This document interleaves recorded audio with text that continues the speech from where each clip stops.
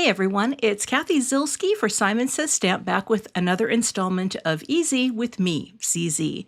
Today I'm going to show you a fun way to create a bold, blended, and masked background to make this spooky silhouette Halloween card.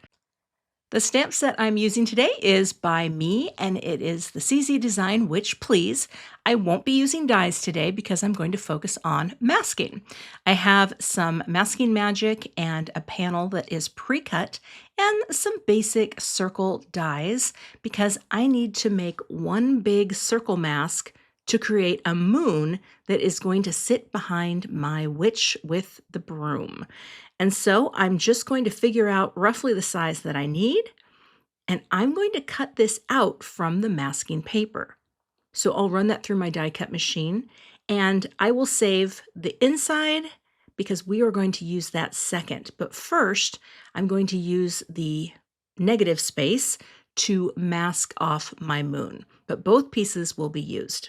So I will take my cardstock, and this is a piece of Neenah Classic Crest Solar White in the 110 pound, and I'm just going to center it right onto this piece of masking magic. Now the nice thing here is the masking magic can stick right to my glass surface, so I don't need a grip mat for this. I can just seal it down, and it will hold it in place while I blend.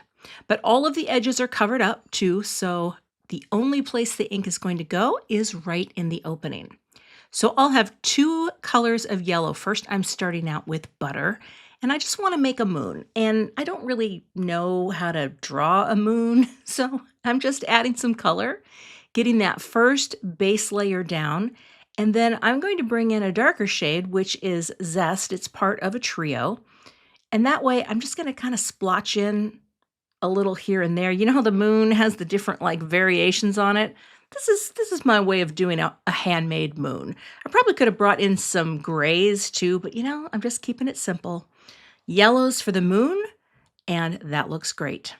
And look at how crisp that is, and the masking magic comes off great, and you can save that for another card.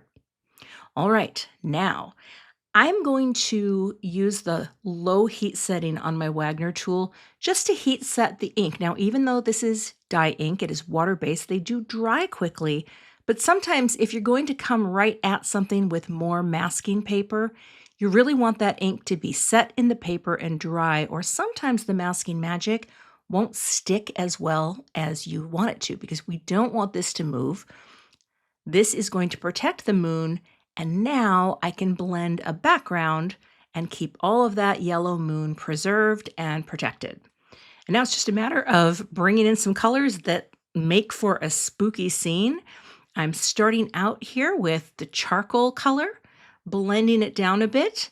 And honestly, you can do pretty much anything here that you like, as long as you kind of keep the colors moving. And I'm going into Crocus, which is this beautiful deep blue violet. I really love this color. And I'm just going to overlap a little and work my way up. Now, if I did this a second time, I think I would have started at the top and gone lighter all the way down because I'm bringing in a lighter color next. And I cleaned off my brush and I realized, you know what, you're probably not even going to notice it. But I had to try it. So I brought in the violet. This is a lighter color somewhat, but then once I got it down, I realized, it's pretty similar. And so I just figured, you know what, I'll put a little on and I'll finish up with the Crocus because I just wanted it to look like a splotchy, cool, spooky night sky. And so I'm deepening it up a bit. And then when I lift this off, look at how crisp my moon is. And I can save that piece too, which I'm going to, because I want to do a little spattering on this.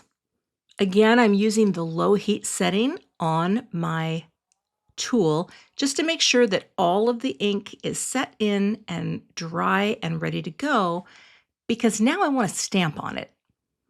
And I'm going to use two images from the set, the greeting that says, "You make that stick look good," and the witch standing up and holding the broom.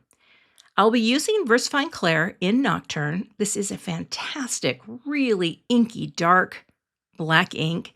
It's very crisp. You do have to give it a little dry time, but it is perfect for something like this that you want to pop over something you've already blended and masked. Okay, and I'll clean in between with the little Simon Ultra Clean. This scrubber block is great. You can take the pads off, they Velcro on, but it's really great for pigment ink and really getting your stamps clean.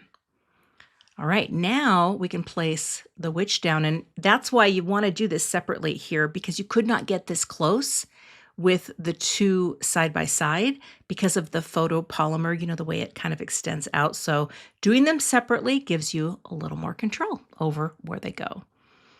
Oh, I do love a good silhouette, and there she is. She does make that stick look good.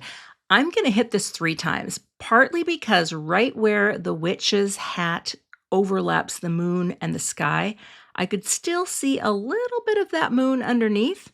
So giving it 3 passes, really letting that ink transfer. And now I have this beautiful silhouette. Isn't that pretty? So I'm bringing my mask back in because I want to spatter on some gold. And I don't want it to be all over the greeting. So I'm just covering it back up. And I'm using Distress Spritz in Fossilized Amber. This is a really great product to put on your table, grab a brush, and then control where it goes by tapping it on. And it really pops on this beautiful background, and it's going to add shine. So it's a little spooky. Are they stars? Who knows? But it does look really pretty with this color. All right. And everything underneath was basically protected from the spatter. And there you go. You can see that pretty shine, and I think it looks wonderful. Now I'm just going to take a little greeting from the set and stamp it on some So Very Black cardstock.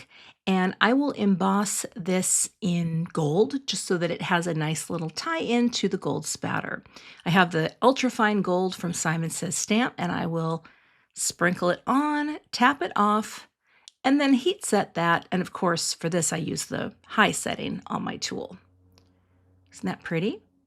Now, once it's cool, I'm going to wipe off that anti-static powder. You can take a cloth and kind of buff it off as well. You can even use your fingers if you can still see kind of that halo of the anti-static powder. It just tends to show up on darker paper. And I'll be cutting these out with the Sentiment Labels 2.0. This is a wonderful set to have in your stash. We redesigned them, made them longer, added 1 extra depth of sentiment label dies, and have a couple different types of edges. Now that I've trimmed that greeting, I'll put on some black foam squares because I don't want any white showing through. So we'll get those popped on, and that will be ready to pop up.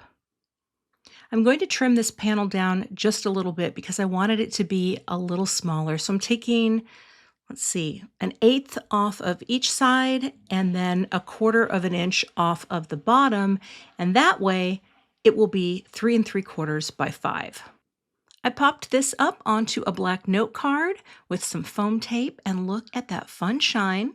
And then on the inside, I cut a panel and ink blended a little and stamped You're My Ride or Die, Happy Halloween, also from the set. And that finishes out today's card. I hope this inspires you to try this masking technique for backgrounds that you may be wanting to create. Thanks so much for watching, and have a great day.